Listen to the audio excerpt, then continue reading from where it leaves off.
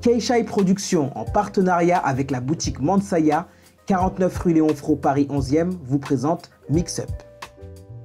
Bonjour à tous et ravi de vous retrouver sur ce nouveau numéro. Aujourd'hui, nous recevons un chanteur, auteur, compositeur et interprète d'origine guadeloupéenne dans la musique urbaine et le dancehall. Il s'est lancé dans la musique lorsqu'il était au lycée avec des amis et a organisé énormément de sound systems. Mais le titre qu'il a révélé au grand public est un seul coup. En 2010, il reçoit le prix de la Révélation SACEM.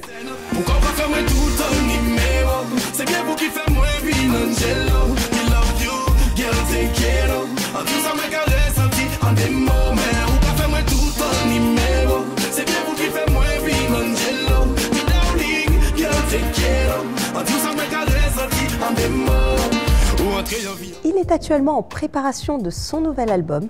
Notre invité de la semaine est Missy Sadiq.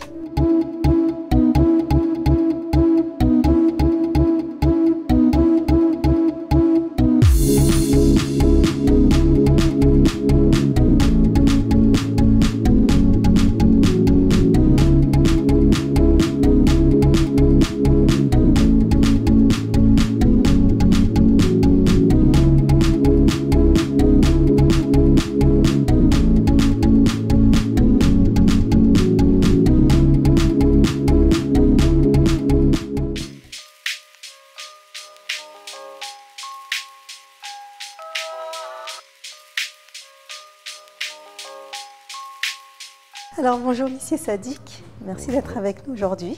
Avec plaisir. Alors tu as 35 ans, tu es né aux Abîmes, enfin tu vas sur tes 35 ans. Ouais, on peut faire ça. Tu es né aux Abîmes, tu es originaire de la commune de Sainte-Anne en Guadeloupe. Donc tu es auteur, compositeur et interprète. Donc toi tu es un artiste assez polyvalent et engagé donc dans la musique urbaine et dans le dancehall. Tu es passionné de musique depuis jeune, donc ton père jouait de la batterie. Exactement. Et toi tu jouais du ka à l'atelier Georges Troupe. Et tu as vraiment grandi dans le Liwose. Alors c'est vrai que oui, mais le Liwose c'est quelque chose de... Je pense qu'on aura l'occasion d'approfondir tout à l'heure, mais l'esprit du Liwose plutôt. Plutôt l'esprit du Liwose, à quel niveau? C'est-à-dire que le Liwose c'est déjà une rencontre, une manifestation de plus grande envergure. Et moi ce que j'ai connu, c'est plutôt des rencontres entre voisins et à plus petite échelle. D'accord. Voilà, toujours dans le même esprit, mais c'était pas le grand Liwose organisé avec des chanteurs, etc. D'accord. Voilà. Et d'ailleurs, toi, tu as réellement commencé à faire de la musique lorsque tu étais au lycée avec des amis. Et c'est là que tu as commencé à te passionner d'écriture. Et donc, vous avez organisé des sound systems, pas mal de choses, avec le collectif Westside dans le rap et plus tard dans le dancehall, beaucoup plus tard. Et tu accompagnes des projets de musiciens avec le studio Casque d'Or. Est-ce que depuis jeune, tu avais cette envie-là de te lancer dans la musique ou pas du tout? Je crois que les choses se sont faites un petit peu successivement, progressivement. Je crois que comme tout le monde, j'ai toujours aimé la musique. J'ai découvert l'écriture parce que j'aimais beaucoup le rap français. Et donc on a monté le petit groupe au lycée. On a commencé à écrire, fil en aiguille. On s'est mis ensemble, on s'est organisé. On était jeunes, pleins de vigueur. Donc on a monté notre studio et puis naturellement, moi j'ai aidé quand je pouvais. D'ailleurs, au départ, toi, tu étais passionné de rap, donc tu t'intéresses à des artistes comme Kerry James, Busta Flex, Booba, et j'en passe. Exactement. Et tu as découvert la musique cette musique-là grâce à ta voisine qui travaille dans une papeterie. Notamment, c'est vrai qu'elle me ramenait des grooves, les CD de grooves, et dessus, il y avait les exclusivités avec pas mal de rappeurs, de crews de l'époque, et c'est vrai qu'on avait quand même moins accès à la musique il y a quelques années, j'ai envie de dire. Oui. C'était plus compliqué, il n'y avait pas encore l'ouverture sur les réseaux qu'on connaît aujourd'hui. Donc c'était vraiment un privilège pour moi d'avoir les petits grooves, de mettre ça dans ma petite chaîne hi-fi dans la chambre et de faire découvrir aux amis les premiers sons de Booba, des groupes comme Diabus System, comme IAM, Faflarage, etc. Et voilà quoi. Donc j'ai vraiment découvert le rap français, l'écriture, l'engagement, parce que les rappeurs français étaient beaucoup plus engagés avant, je trouve. Et c'était vraiment une musique qui parlait aux jeunes, qui parlait de la rue, de conditions difficiles, mais qui était aussi, qui conscientisait beaucoup. Voilà, qui aidait beaucoup, et c'est une musique qui moi, m'a aidé, voilà, pendant mes années de lycée. D'ailleurs, c'est en 2005 que ça devient beaucoup plus sérieux pour toi.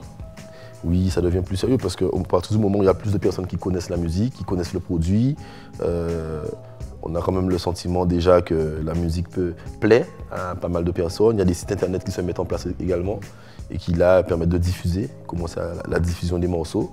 Et on se rend compte que les commentaires sont positifs, que les gens ils en veulent plus, qu'à l'occasion des sound systems, ils sont là, ils répondent présents. Donc on se dit, bon, eh ben, on va continuer, quoi. D'ailleurs, comment était perçu le rap en Guadeloupe à cette période-là? Ben, c'est vrai qu'à ce moment-là, en même temps, il y a le groupe N.O.Clan en Guadeloupe qui vient de faire ses débuts avec Folkly, qui fait du rap, etc. Donc le rap commence effectivement à exister également. Donc, mais dans mon groupe, moi, il y a eu un tournant en fait. C'est-à-dire que tout ce qui est dancehall, ça a pris plus de place que le rap. Mais ça arrivait bien plus tard. Voilà, ça arrivait un petit peu après, mais ça a tout explosé. Quand la dancehall est arrivée, il n'y en avait plus que pour tout ce qui était dancehall, quoi. Donc j'ai dû métamorphoser un petit peu le style, adapter l'écriture un peu rap sur des prods un peu plus dancehall, quoi. D'ailleurs, c'est un peu plus tard que le dancehall est apparu. Alors pourquoi justement avoir gardé cette écriture rap sur de la musique caribéenne? Parce que pour moi, en dancehall, on mettait beaucoup en avant le flow, le beat, et les paroles étaient un petit peu laissées pour compte. Et moi, je voulais raconter des choses en musique. Je me disais que si je ne peux pas faire passer un message ou dire les choses comme j'ai envie, c'est pas la peine. Et je trouvais que le rap, c'était la meilleure façon de le faire. Donc il fallait juste trouver le bon mélange, le bon dosage pour pouvoir amener cette écriture rap sur des supports dancehall, quoi, tout simplement. Et d'ailleurs, en 2009, tu décides de te lancer dans l'autoproduction, donc de Exactement. produire ton premier album. Premier album. Donc le titre qui te fait vraiment connaître, c'est En seul coup. Donc c'est celui qui te révèle au grand public et qui te donne énormément de notoriété. Donc c'est un titre qui est assez percutant. C'est grâce à cela d'ailleurs que tu es propulsé au sommet des hit parades. C'est vrai. Est-ce que tu peux me parler un petit peu de cette période et justement de ce morceau qui a quand même touché plusieurs générations confondues? Alors le morceau En seul coup, c'est un morceau justement qui illustre bien ce que je disais tout à l'heure. L'écriture du morceau, c'est du rap. Et là, on découvre un morceau où il y a un mec qui rappe, mais c'est guitare-voix, donc c'est un petit peu différent. Et le contexte social en Guadeloupe était très compliqué à ce moment-là. Il y a eu une grève qui a duré une quarantaine de jours, le LKP.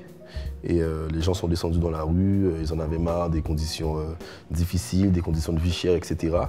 Et ce morceau-là est arrivé comme ça, où il dépeignait une triste réalité au pays. Et donc les gens ont reçu ça vraiment en plein cœur, quoi, j'ai envie de dire. Et il est sorti en 2009, mais c'est un morceau que j'avais écrit en 2007. Voilà, et donc aujourd'hui, encore en 2018, c'est un morceau que j'ai l'occasion d'interpréter et qui joue malheureusement à la réalité, mais pas que celle de la Guadeloupe, hein, ça dépasse quand même les frontières de la Guadeloupe. Tom, en général.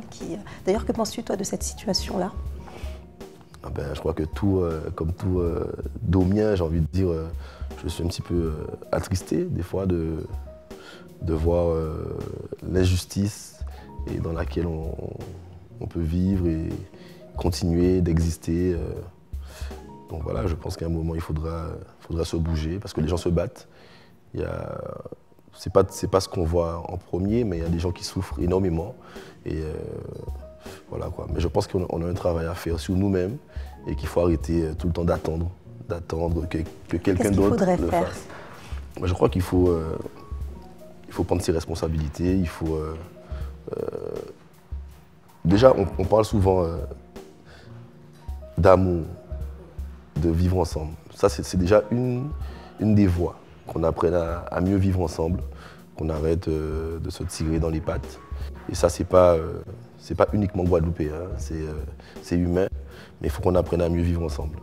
Et là, je pense que naturellement, des solutions vont découler pour qu'on puisse entreprendre, que les jeunes puissent prendre leur main et puis investir dans leur pays, pour qu'on puisse aller de l'avant, quoi.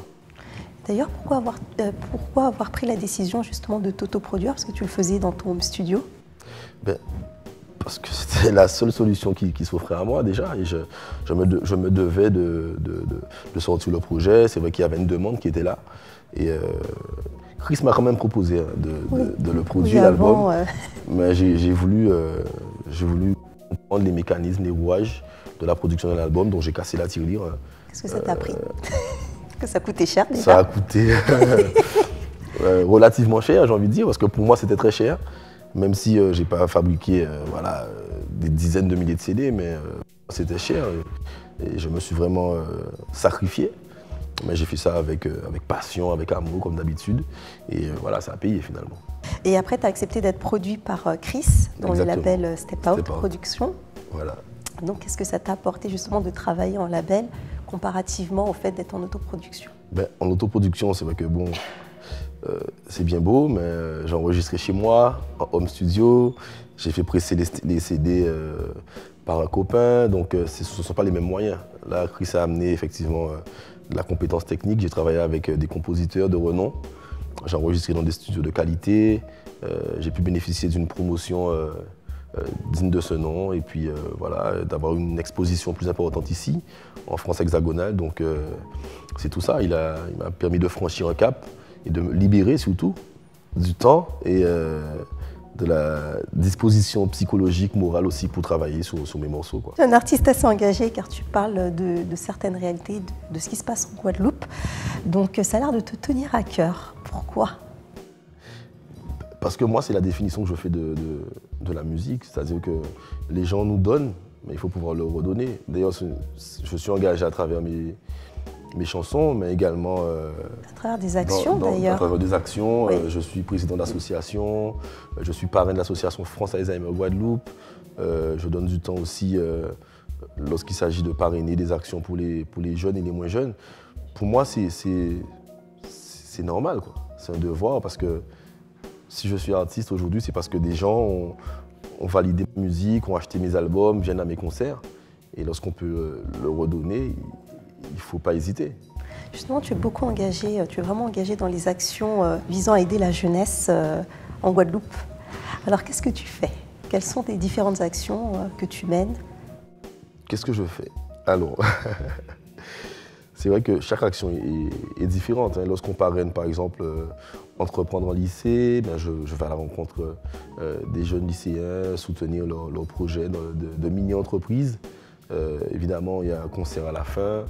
On essaie d'être une vitrine aussi sur la manifestation, ramener, aller dans les médias, en parler. Quand je suis parrain de France Alzheimer Guadeloupe, on ne parle plus des jeunes, là, un peu moins jeunes, mais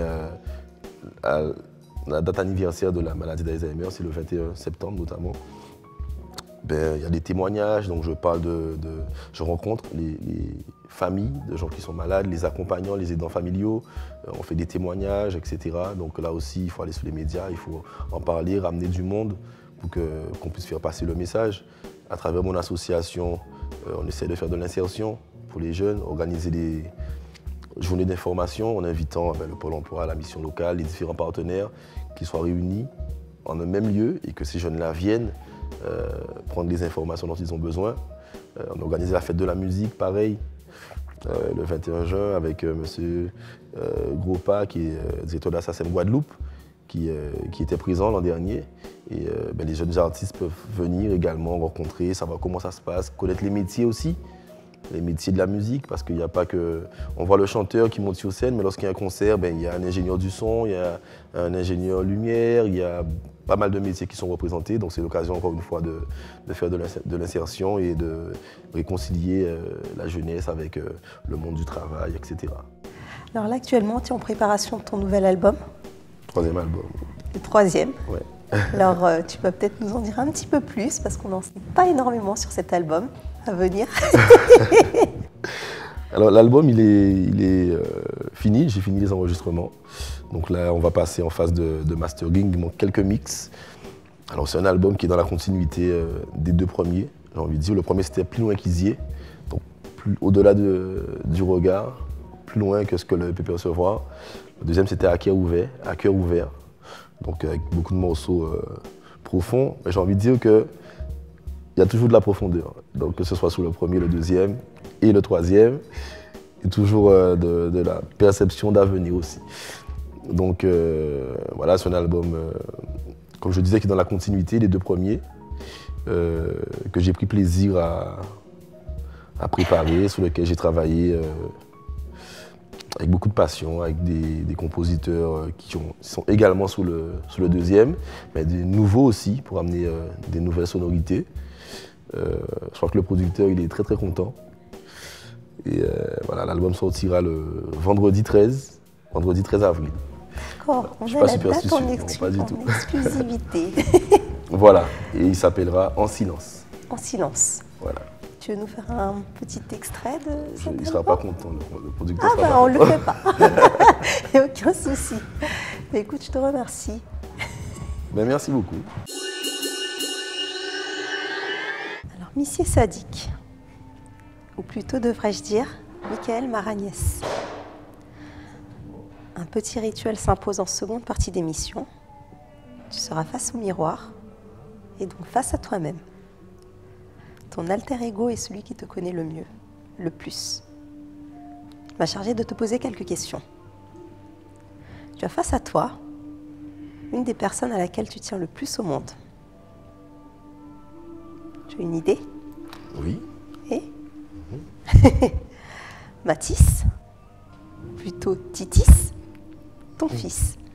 Exactement. Il a des questions à te poser ou alors des comptes à régler. Alors ton nom, Missier Sadique, est parti d'un délire avec ton cousin. Donc il t'a surnommé une seule fois Sadique et c'est resté. Exactement. Pourquoi avoir choisi de garder ce nom? Et penses-tu avoir un côté sadique? Alors c'est vrai que le petit nom Sadique, il a suffi d'une fois. Hein, oh là là, enfin bref. Ben, je l'ai gardé parce que c'est arrivé même avant la musique. On m'appelait déjà comme ça en fait. Et donc avec le temps, moi, j'ai totalement mis de côté le sens du mot sadique. Donc ça ne me dérangeait pas de garder le nom. Et c'était une façon aussi de contraster avec ce que je faisais musicalement. Donc j'ai préféré garder Sadique et avec le premier album, on a mis Missier Sadique pour faire grandir le nom et le faire gagner en créolité. Mais je crois que c'est pas trop grave parce que on a eu El Diablo qui est venu en Guadeloupe et personne ne le connaissait et il a rempli le stade des Abîmes. Voilà, donc petit Sadique, c'est pas trop grave. Alors, je crois que j'ai mon petit côté sadique comme tout le monde, mais à petite dose. Tu as décroché un bac scientifique, tu as fait un BTS en informatique. Tu as pourtant baigné dans la musique. Ton père jouait de la batterie. Avec tes cousins Tony et Olivier, tu jouais pas mal de la musique aussi. Quelle fut la réaction de tes parents lorsque tu as décidé de tout abandonner pour te consacrer exclusivement à la musique? Alors, c'est vrai, comme je disais tout à l'heure, les choses se sont faites progressivement. C'est-à-dire qu'il n'y a pas eu un moment où j'ai eu à partir, il n'y a pas eu de départ pour la musique. C'était comme un mix, comme le DJ qui mixe doucement. C'était un mix parfait par contre. À l'époque, les choses se passaient dans ma chambre, les premiers enregistrements et tout. C'est vrai qu'on restait assez tard dans la chambre, à faire du bruit, etc. Et ma mère avait tendance un petit peu à se plaindre. Elle nous menaçait souvent, mes copains et moi. Mais ça n'a pas empêché que j'obtienne mon examen à la fin de l'année. Je crois que ça n'a jamais posé de problème à ma famille, en fait. Parce qu'ils savent que j'ai suffisamment la tête sur les épaules. Et que voilà, quoi. Mes parents ont toujours accompagné mes choix sans souci. Alors, Missier Sadique, on m'a livré un secret. Je sais que tu aimes beaucoup rire, que tu es un grand passionné, mais on m'a aussi dit que ton principal défaut était la rancœur. Je te laisse nous exposer une situation dans laquelle ce vilain défaut a fait surface. La rancœur, c'est vrai que c'est un de mes nombreux défauts. Mais je crois qu'avec le temps, ça s'est quand même un petit peu estompé. Mais je me rappelle quand même que quand j'étais plus jeune, j'avais une voisine en fait. Et elle m'avait gâché un plan avec une fille. Elle habitait juste à côté de chez moi. Je suis resté 8 mois sans lui parler à cause de ça. Et j'allais chez elle prendre du sel pour mes parents. Elle m'a demandé à la voisine du sel. J'allais et tout ça. Elle était dans la maison. Waouh! Pendant 8 mois. Je ne lui ai jamais parlé. Je ne sais plus comment on s'est reparlé. Mais bon, voilà, c'est des petites anecdotes comme ça où je peux être très dur en fait. Voilà. Alors, Michael, ta mamie était atteinte de la maladie d'Alzheimer. C'est une maladie qui est assez complexe et difficile à vivre au quotidien. Alors toi, de ton côté, comment l'as-tu vécu?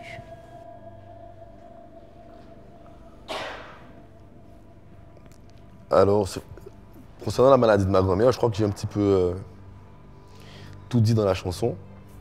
Au début, moi, je croyais que c'était une blague en fait, hein, que bon, c'était je trouvais que mes tantes et ma mère, tout ça, qu'elles aimaient extrapoler tout le temps. Ils m'ont dit, ouais, tu sais que ta grand-mère, elle a la maladie d'Alzheimer. J'ai dit, ouais, c'est qui lui? J'ai dit, bon, c'est rien de grave, en fait. Ouais, mais elle oublie. J'ai dit, ouais, mais elle oublie comme tout le monde, quoi. Donc moi, j'ai un peu pris ça comme ça au début. Et mais je m'en suis rendu compte vraiment lorsqu'elle a commencé à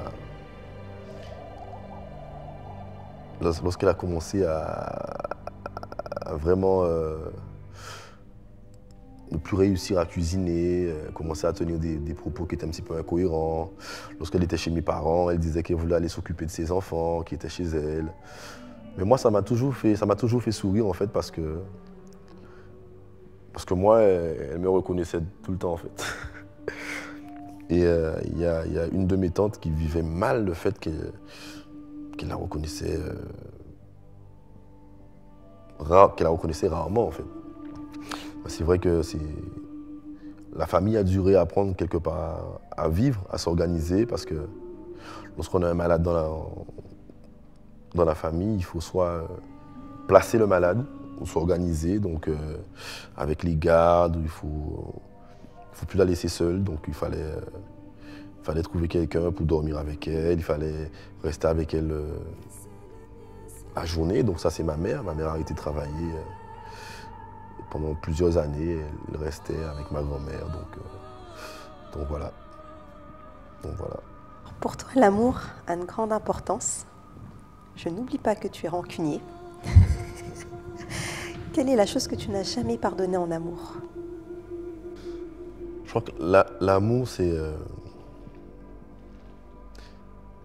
en termes de rancœur, je crois que l'amour, c'est l'exception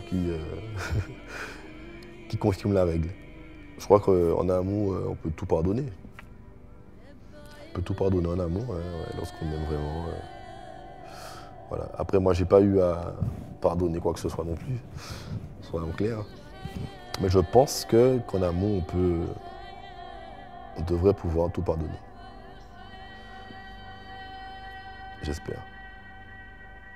Quel est l'événement le plus marquant que tu as vécu? Je dirais la naissance de mon fils. Ça a été un événement déterminant dans ma vie. D'ailleurs, j'ai filmé en partie.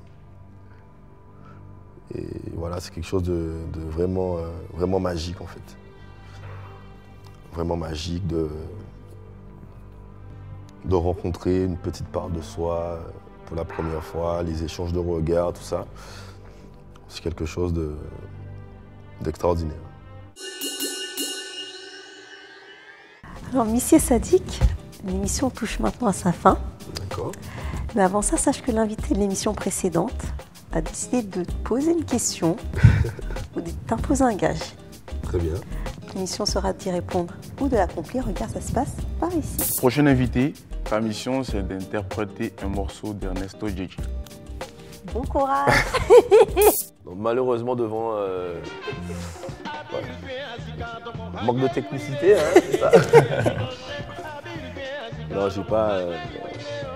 Je veux le faire, je veux bien le faire, mais si j'ai les paroles, je fais, mais j'ai pas les paroles. C'est vrai qu'on n'a pas trouvé les paroles, effectivement. C'était quand même un défi un petit peu compliqué. Hein. Quand même. Très Là, compliqué. tu devras t'en prendre à Ariel Chenet. Ah ben voilà, Monsieur Chenet, c'était pas sympa. Pas du tout. Tu peux nous faire l'air alors en yaourt.